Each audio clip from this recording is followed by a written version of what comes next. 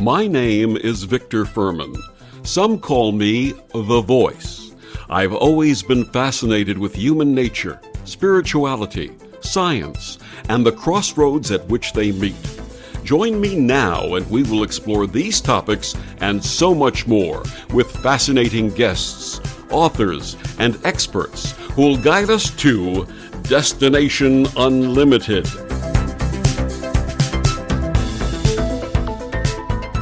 Many of us have had contact with extraterrestrial and interdimensional beings. For some, the experience was frightening and traumatic. For others, it was a pleasant learning experience and almost familial. My guest this week on Destination Unlimited, Nancy Thames, has experienced the latter since childhood.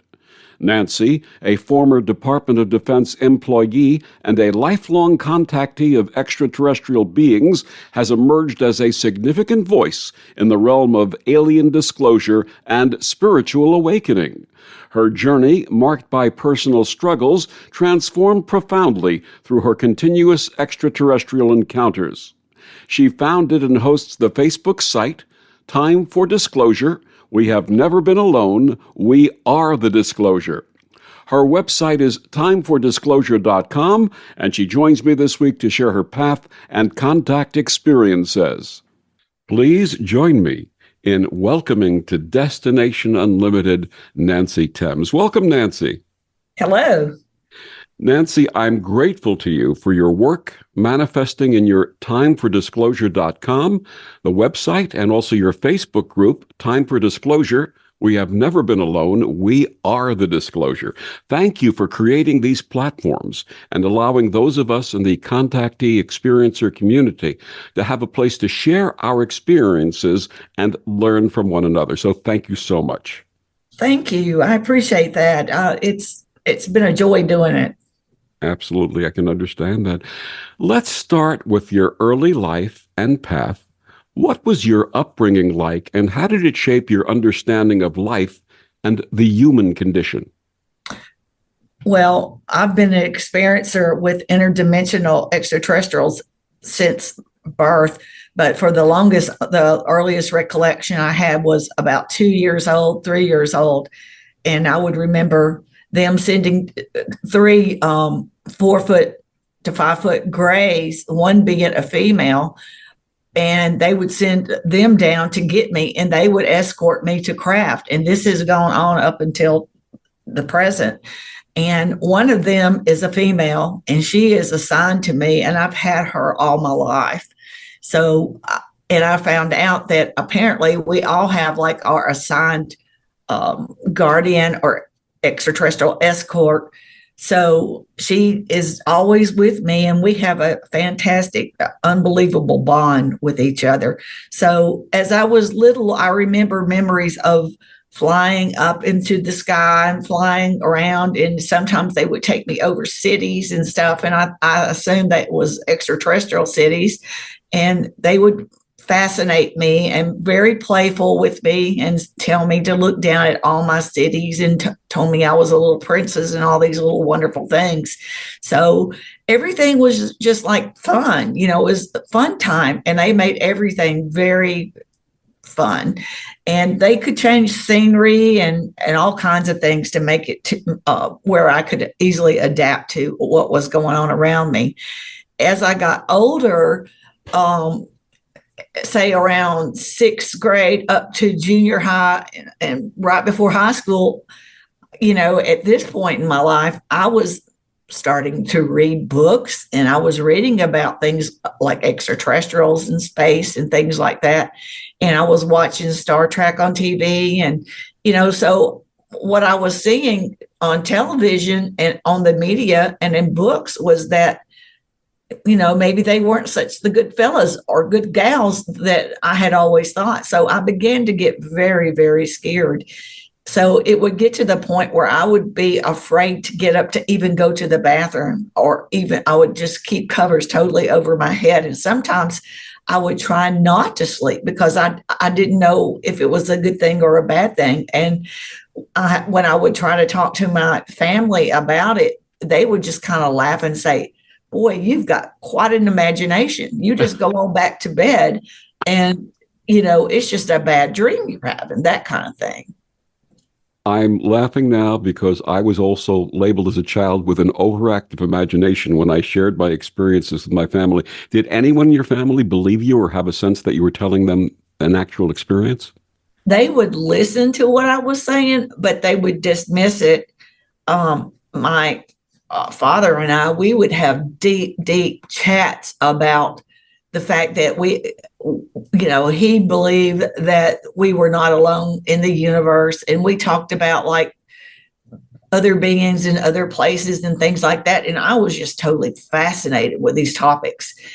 And my mother didn't really like it because that was encouraging me. And they were, she wanted me to not be so interested in these type things. So, I pretty much learned at a very young age. When I say young, I was, about junior high, 6th, 7th, 8th grade through there, that you just could not talk about these things with really anybody, not at school, not at churches, not at Girl Scout meetings, just basically nowhere.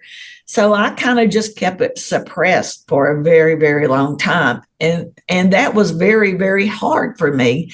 But as I got older, on my own, I started to read more books. And I noticed that people, though, when I would go to, say, Books a Million or someplace, I noticed that in the section where they had these type books, UFOs and things of this nature, that a lot of people would try to hide that they were reading or looking at these books. And I thought, wow, this is really crazy. So, it was very confusing to me because I was experiencing things, but I really didn't have anybody to talk to. And it seemed like everybody else that was interested was ashamed to admit it.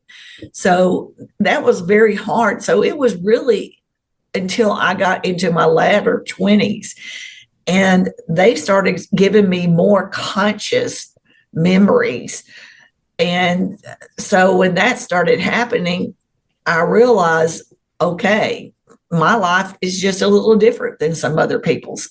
And so I began to meditate to them and ask for answers. I wanted to know, why me? I wanted to know, what was the purpose of this? What kind of agenda is going on? All these questions. So in my 20s, later 20s, kind of middle to late 20s, they took me, the 3 grays, there's always 3, they travel in 3, and they came and got me and took me to craft. And then I went to see what was a group of elders, and the elders were all humanoids, and they were of different dimensions and of different races. And I don't recall how many of them there were, but there were many. And so I asked them why this was happening to me and what was the purpose in all these questions. And so they told me that before I was born into becoming a human, that I had agreed to come here and be a part of the human experience at this point in life for humanity, to help humanity to understand that they've been, a lot of misinformation has been fed to them. And also that they wanted me to help humanity, to encourage them to work on ascending up in the ascension process, and to accept the fact that extraterrestrials, interdimensionals are here, that we are not alone in the universe, and they were here to assist us. So at that point, I said, well, what do you mean that I made an agreement? So they showed me a vision in front of me, and it was me in a kind of a etheric being state, non-physical.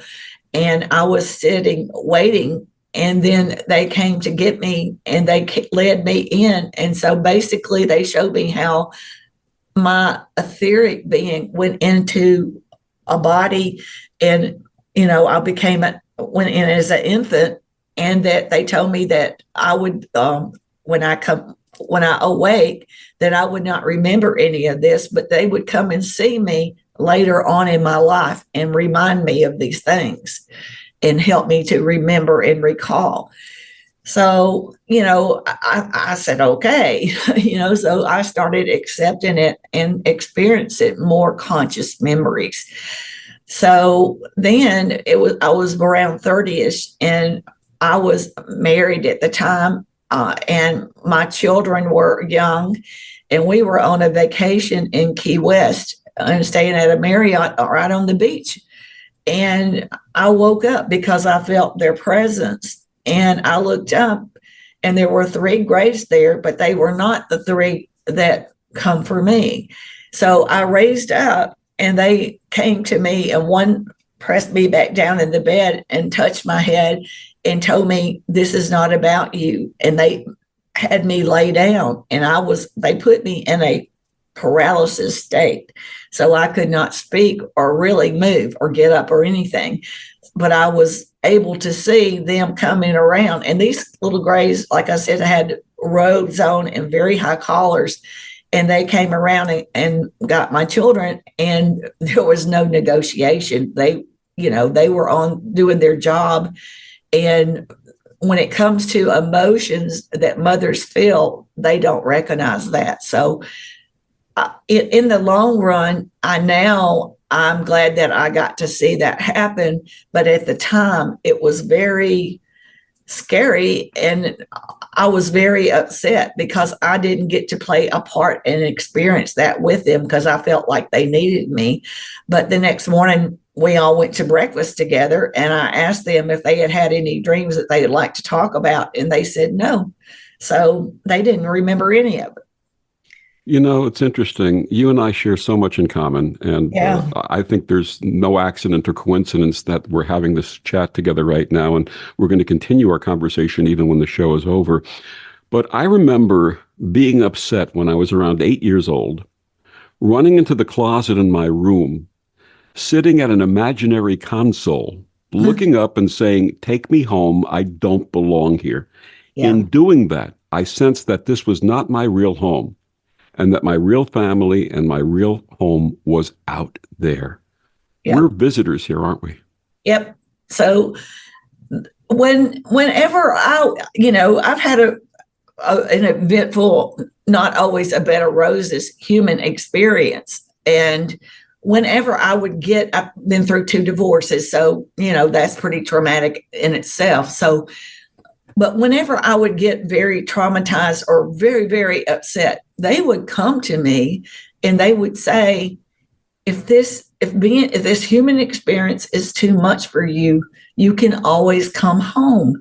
And they told me that more than one time, but it did not resonate with me what they meant by that. So it was really not until my late 40s and my 50s that I realized they were telling me that this was not my home. My real home was back with them. So I pieced it all together, and then I asked them, and they explained to me that I was an extraterrestrial interdimensional before I came here. And I had agreed to come here and be a part of this ascension and disclosure for humanity to know that they're not alone in the universe.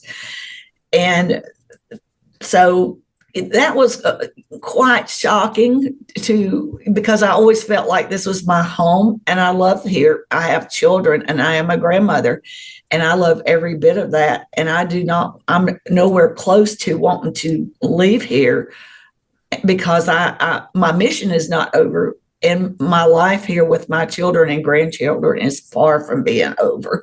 So that kind of has made it to be where I kind of understand things better now about how everything has happened and all these. I realize now everything that has happened in my life, good or bad, has been a learning experience for me, and it has made me who I am today. And I'm happier than I've ever been in my whole life because I finally know who I am and what all these things have meant and what it was leading up to. And I'm proud to say that I'm part of the biggest thing that humanity will ever have happen to them. Nothing like this has ever happened for humanity before. So this is a very pivotal moment for us as far as being a human species. And I'm proud to be a part of it. But one thing else that I never understood is when they would come to get me when I was young and all the way up until even to say in my 40s, I would wake up and I would keep my eyes closed because I was fearful, or either they may have told me to keep my eyes closed, you know. But anyway, I would keep my eyes closed, and then I would feel the covers pull off of me, and then my body would vibrate from head to toe, toe to head, back and forth quite a few times. And then I would feel my body start to float up. And when I would open my eyes and I looked down at my bed, and I was not there, the bed was empty. So this was a physical thing that was happening to me. And I never understood how in the world they managed to get me through the ceiling, through a door, through a window, and all these different things that they have pulled me through. But now I understand, after years of going through being afraid and years of thinking I was nutty and all these different things that go through your mind. When I started asking them for more conscious memories, I started to learn more and remember more. And I know now that we are 3D in a 3D world. And what they were doing was changing my vibrational frequency to what their vibrational frequency is. And once they got me to their frequency, that's how they could take me up through the roof and through the ceilings and through walls and windows. Absolutely. It's all about energy and vibration. It really is the nature of literally everything. You know, when I was in first grade, there was a book in the classroom entitled You Will Go to the Moon. That was around 1959. I asked the teacher if I could borrow the book, and she agreed. 2 weeks later, she reminded me that this was borrowed and that I had to bring it back. And I said, I can't bring it back. And when she asked why, I said, because it's wrong. She said, how do you know it's wrong? I said, because I've been there. Yeah. This led to my parents being called to school, counseling sessions, all of that stuff. Yeah. Did you ever have a situation like that where people were so incredulous about you that they recommended that you have counseling or anything like that? No, but I've even written an article, about my experience going to the moon, and I had a Palladian as the pilot, and my little gray female gray, she was with me, and the other two that I really, they are just there. They're not who I'm bonded with. She is who I'm bonded with. And I just don't call her by any name or anything like that. She's just always there. And the last time I had face to face with her and the interdimensionals was in September of this past September of this year. And my son and I went to Mexico, just he and I, but this was all orchestrated by the interdimensionals. They wanted us both to be there, and they wanted me to experience some things and my son to experience some things. So my son gets us down there, and we fly into Mexico City, and then we fly over to the state of Oaxaca, which is at the most southern state in Mexico on the Pacific side. And we took a shuttle up to this mountain, and it was 3 hours to go up it. And once we got up there was nobody spoke English. We were in a cabin that had no hot water, and the power was off for about half the time, and there was no cell phone coverage and no internet connections whatsoever. But my son had studied up and kind of had us prepared for those kind of things. But what they wanted us to experience there was there is an indigenous tribe there called the Zapotec. And they are also known as the people of the clouds. And they are as old as the Mayans and the Incas. And they were right on the verge of extinction. and it all fell apart because the younger generation of their populace have decided that they didn't want to maintain the traditions and the culture and learn about the old ways. And so they were leaving the mountain and going down to the cities like Mexico City, or even trying to come to the United States or Canada or Europe, because they were fascinated with the idea of materialistic things and technology. So they basically left their parents and all the older people of their tribe, and all of them are trying to become Americanized, or or get used to. They want to live in a more luxury type life. So what they wanted me was to see and experience a beautiful tribe of people who are is a dying race, because technology and materialistic things have pulled them away. And I assume the majority of the lesson there for me to learn was that we are faced with the AI technology now, and a lot of people are all ruffled about it, upset. So basically what it tells me is that we can use these things as long as we remember that they are a tool. They are not to replace our values, our cultures. They are not to replace who we are. They are simply a tool, and not to allow it to never just allow it to take over your whole life. That is not the intention. The technology is to be a tool. And so they wanted us to understand these things about, technology, and not losing our values and our cultures and things of this nature.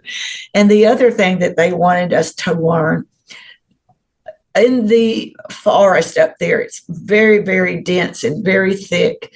So they wanted us to experience the fact that what they showed me was they took their hands out and spread out wide, and they said, everything is alive.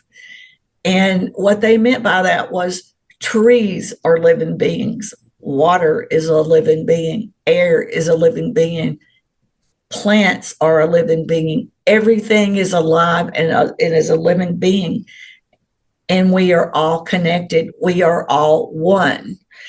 So they told me that we could not see in our 3D world the trees communicating and plants communicating, or even animals communicating, because of our 3D world. But as we evolve and become more intelligent and we ascend, we will start to see things like that. And then, so basically wanted me to understand that everything is alive. And they told me that Earth is a living being, and she is a living being, and we need to appreciate her more and take better care of her. And if we were better to her, she could take better care of us. So the next day, my son got invited, which was a very rare occurrence, to come to their little to the Zapotec tribe, to their little clan group, to their little township, or whatever you want to call it, village, I guess. So it took him many hours to get there. They walked to it. And when he got there, the tribesman, the chief, or whatever they call him, came out of the hut in front of my son and threw his arms out and said, everything is alive. Was exactly what the extraterrestrials had said to us. And the man came out and said the same thing. And so my son spent the whole day in the forest with these three tribe members, and they were teaching him things about nature and things about the forest, and how certain plants grow in families, and that you never take all of the family. You always leave enough for the family to continue to grow. You never take it all. So they taught him many things. And of course, he could not wait to tell me all these things, but I wasn't physically able to do the hikes and stuff that he did. But it was wonderful, wonderful experience for us. And we learned so much. And that whole trip was orchestrated by them. It was fantastic. The wisdom and experience of my guest, Nancy Thames. Nancy, please tell our listeners where they can find out more about you and all of this work that you give to the world. Well, I have a website. It's timefordisclosure.com. I also have a Facebook group called timefordisclosure.com/we have never been alone / we are the change the world has been waiting for, and we are disclosure. So absolutely. And I'll be back with more of Nancy after these words on the Om Times Radio Network. The cutting edge of conscious radio. Om Times Radio. IOM FM. Om Times Magazine is one of the leading online content providers of positivity, wellness, and personal empowerment. A philanthropic organization, their net proceeds are funneled to support worldwide charity initiatives via Humanity Healing International. Through their commitment to creating community and providing conscious content, they aspire to uplift humanity on a global scale. Om Times, co-creating a more conscious lifestyle. Imagine yourself being transported to India, to the banks of the Ganga and an ashram in Rishikesh. Visualize that you are welcome to satsang with an American sannyasi who shares the wisdom of her guru. Your visualization has manifested.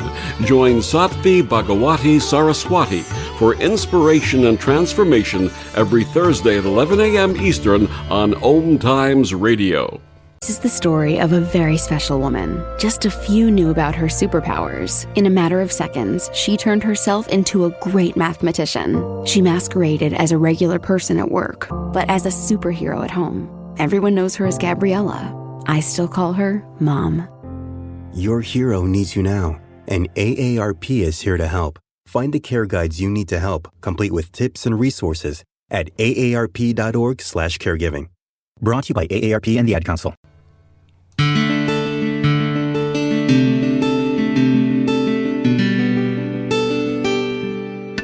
Back on Destination Unlimited, my guest this week is Nancy Thames. Nancy, my first remembered contact was when I was 5 years old, and I described the experience as night school and the beings as my teachers. I was interested in things that a 5-year-old growing up in the 1950s would have absolutely no interest in, such as building radios and electricity. We share the memory that our experiences were positive and always for a higher purpose. Why do some in our community regard these experiences negatively and use the word abduction? Okay. I believe that they've had experiences, and I believe that they had an abductee normally has one traumatic experience. And I think that these are done by a lower realm of extraterrestrials. There is one race of grays. There's many different races of grays. There's over 60 different races of grays. And the one race, and I believe they're from Orion, and that race has worked with our government, and they have worked with, say, the Black Cats or the Illuminati, all the people that really don't want to see humanity ascend or become more intelligent. They want to keep us dumbed down, and they want to play us like little puppets. And, and they hold a power over us. So I think that these people have experienced either from the that fraction of grays that really doesn't give a hoot about humanity.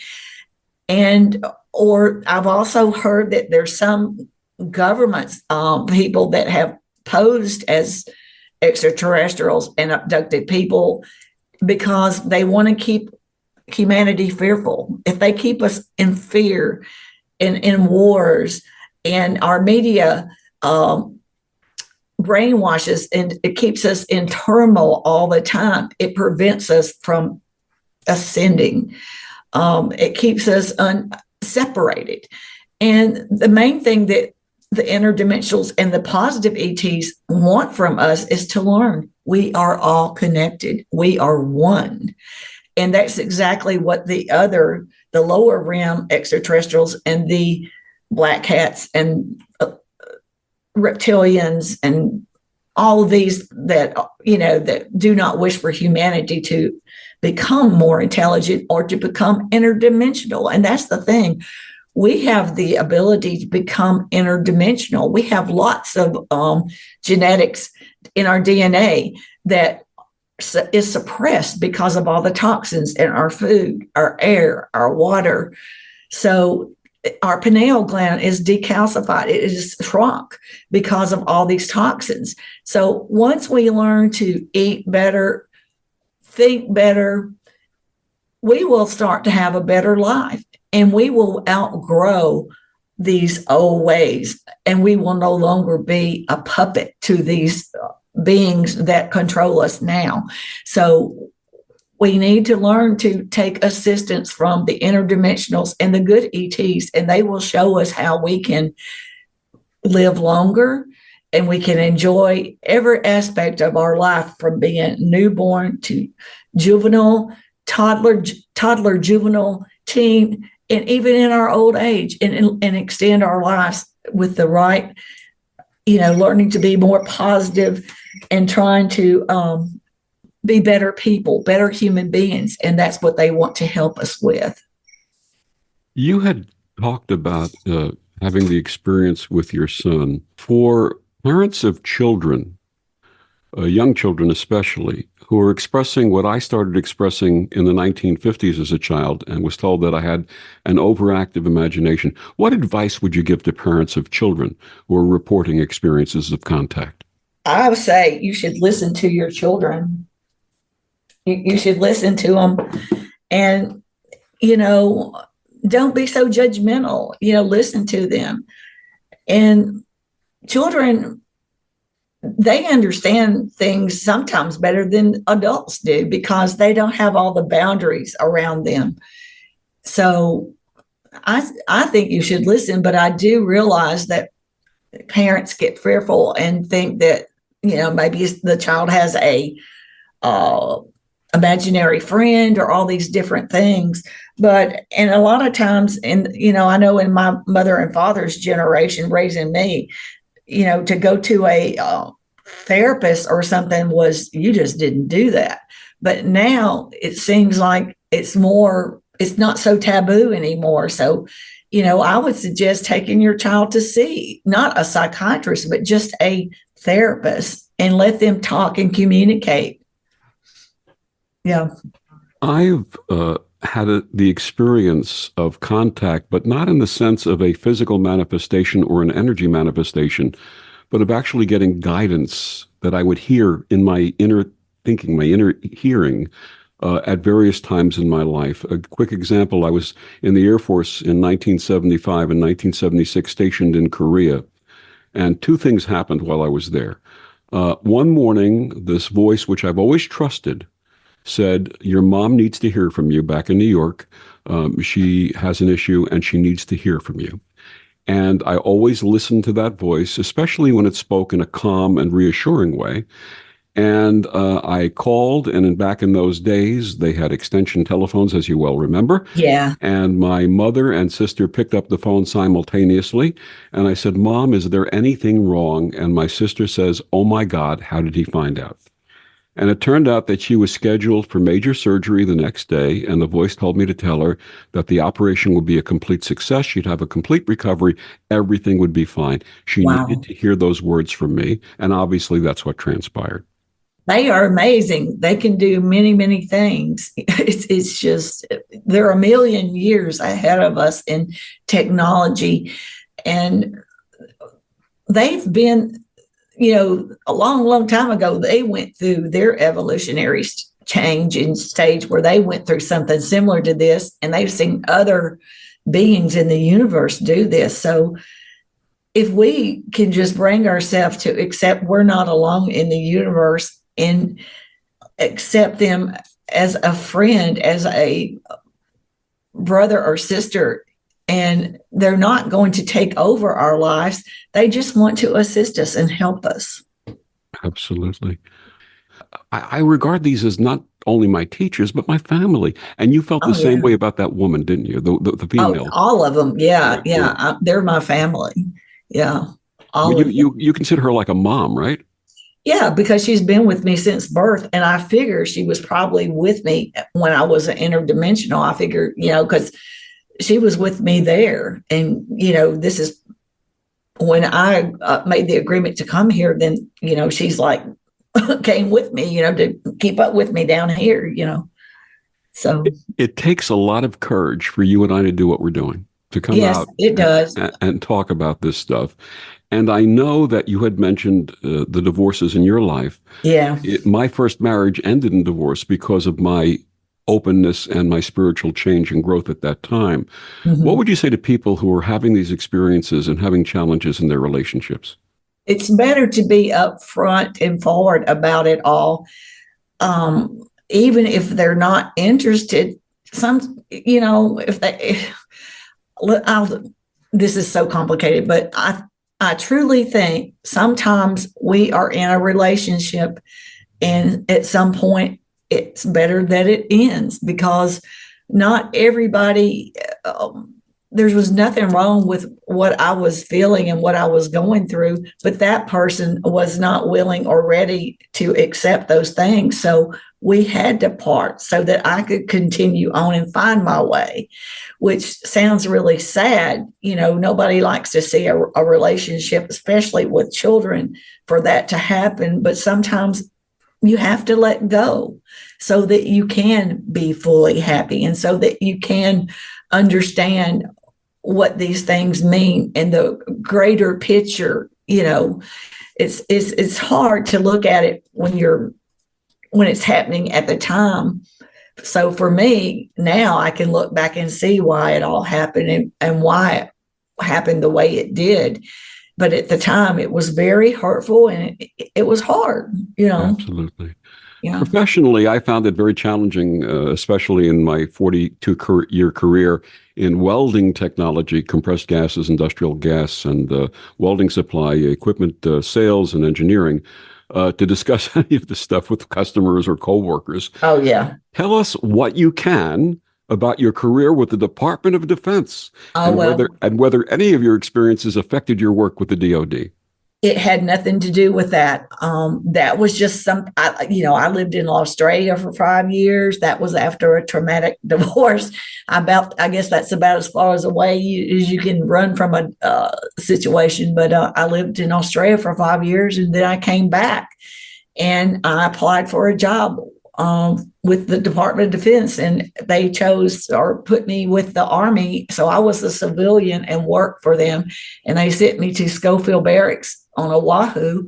And so I worked in a dental clinic there and did that for 5 years. And the reason I did have a security clearance, but the reason for that is because I was working with the commander of the Pacific Rim and all these generals and all these officers, and even just all kinds of soldiers, because we were at Schofield. That is where all these young men, a lot of them come from boot camp to there, and they are in preparation to get medically and dentally ready to be deployed overseas, and they have to be in good medical shape for at least 24 months, because that won't be able to get any medical or dental work done really much while they're overseas and stuff. So that was why I had the security clearance, because of the grade of officers that I was working with.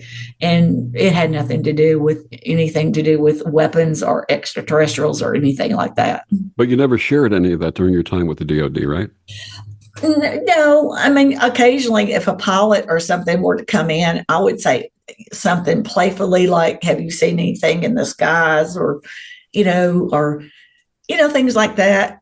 But it was more take it in a playful manner and just more of it was never really a serious talk or anything like that. It was more in fun. And did your contact experiences follow you to those places like Australia and Hawaii? Yes, it did. Yep. You want to share one? Well, I mean, when I was in Australia, this was a weird experience.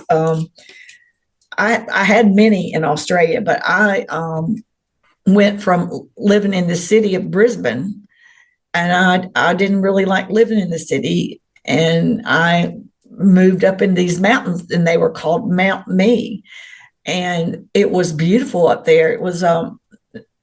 It wasn't very touristy at all. It was 2 hours away from like a grocery store or anywhere to shop, so you had to plan your things accordingly. And I had like a cistern to collect rainwater. Didn't have a heating and cooling. I had a fan, and it was again in a cabin that I lived in. And what was incredible is when you look up at the sky, it was amazing because there was no light pollution whatsoever. And I could look down and see the Glass House Mountains on one side, and then I could look down at another way and see the Pacific Ocean. And so it was beautiful. And I could see the Milky Way galaxy and the Southern Cross and all these things. And I went to a lot of sky parties and really got interested with my telescopes and things. But anyway, so I continued to have experiences, but one in particularly, I was by myself, and it was early morning, and I felt the covers come off. And then all of a sudden, it was like it was more than just floating up. I felt like I was being kind of spun around, kind of like, I don't know, kind of like an out of body experience, or kind of, I don't know really what it was. But I ended up on a craft, and there were all these humans or either humanoids busily around me. And I was like on an exam table, and then I started becoming conscious, and I heard them shuffling around, and one of the females saying, send her back, we cannot touch her. And next thing I knew, I was back in my bed. And so the best that I can figure is that was a roam group of either extraterrestrials or a government department that tried to abduct me. But when they got me in there, they realized that I was at a higher frequency than the normal human, and they knew that they better send me back and not touch me.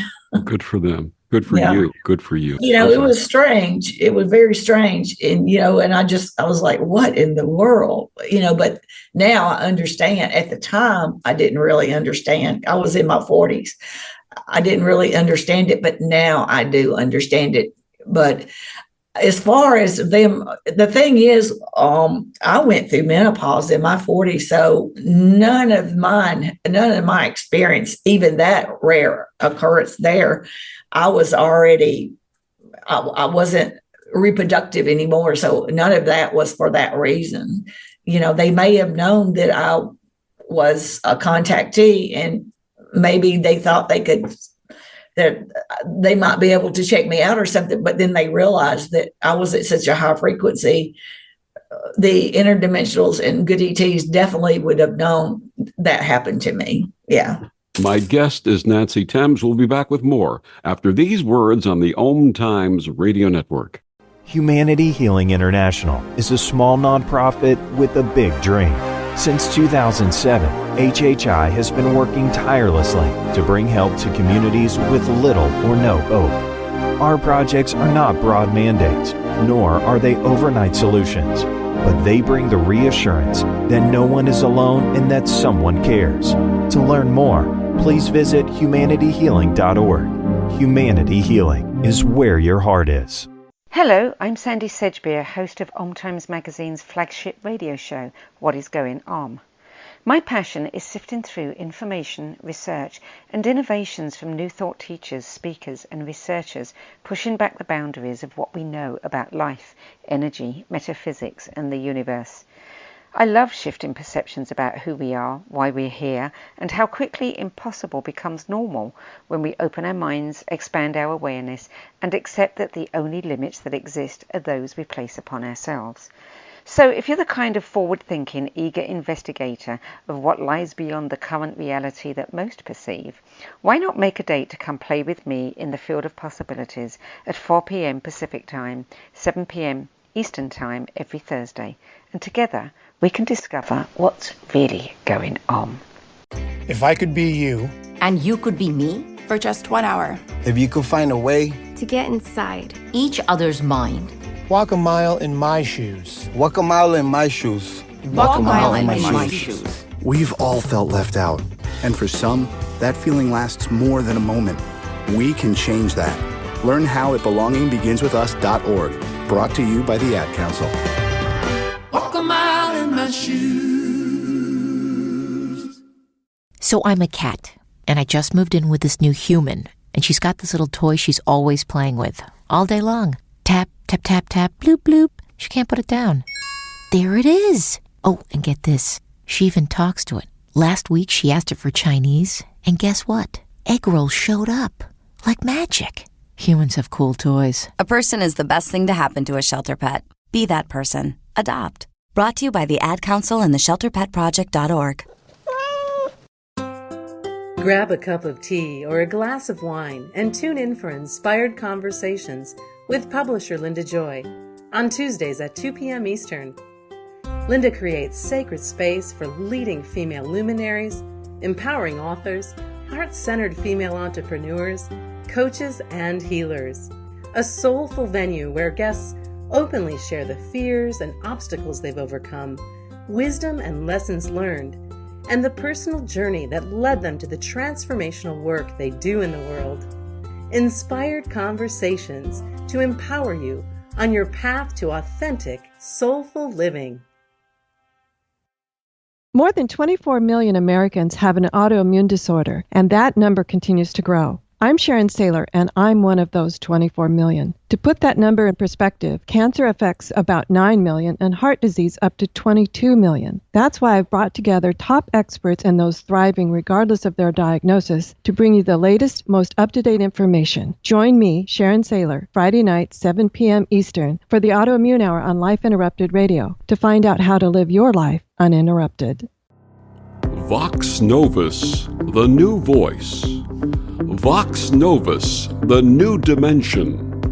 Vox Novus, thought and movement leaders who will share from their experience and offer tools to help us navigate our rapidly changing world. My name is Victor Furman. Join me every Thursday at 8 p.m. Eastern on Om Times Radio for Vox Novus, the new voice.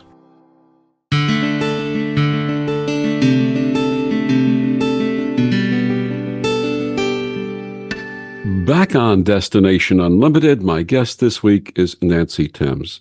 Nancy, in the last 12 years, we've witnessed what appears to be the loosening of our government and that of other governments around the world of the tight grip on evidence of both UAPs and extraterrestrial life.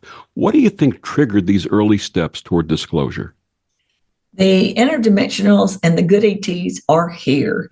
And when they got into our solar system and they pretty much let the lower realm negative extraterrestrials, they warned them to get the heck out of here. And I've seen live feed from the ISS, and it was feeds of spacecraft, a bunch of them leaving Earth, trying to get out of here. Some of them are still here, but not the majority of them. And really and truly, you don't really, in the last couple of years, you don't really hear about abductions. Everything of that nature was in the past. You don't really hear of these things happening now. I have heard of cattle mutilations, and I think that is a fraction of the government trying to instill fear in people. But I think, they know that the interdimensionals and the good ETs are here.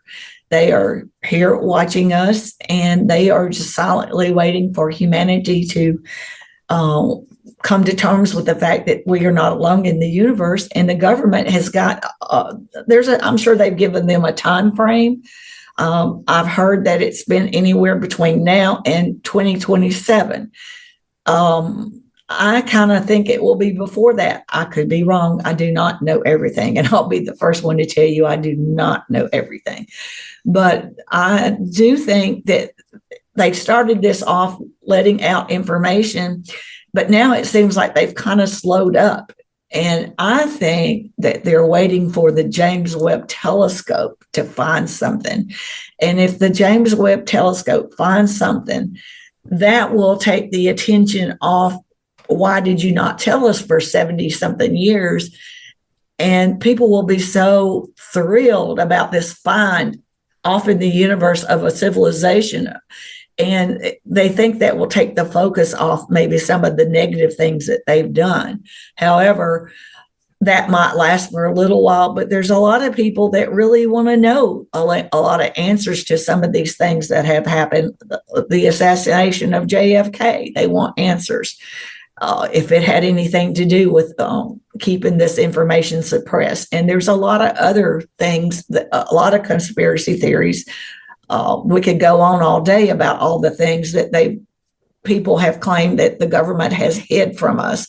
So I think they know, but they don't really know how to go about telling us that these beings are a million years ahead of us in technology, and there's nothing we can do about it. That there might be something that they don't want to admit to other countries, that we are powerless, because, who wants to admit that to the whole world? You know what I'm saying? Does that make sense? Absolutely. Yeah. You used the term black hats before, and we've heard the words white hats and black hats in reference to those who've come forward to share disclosure information without naming names or pointing fingers at specific people.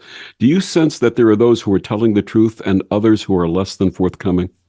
Absolutely. And there are ones that are sincere and that want to see humanity benefit from these things, because the government has a lot of technology they have suppressed from us, cures for diseases.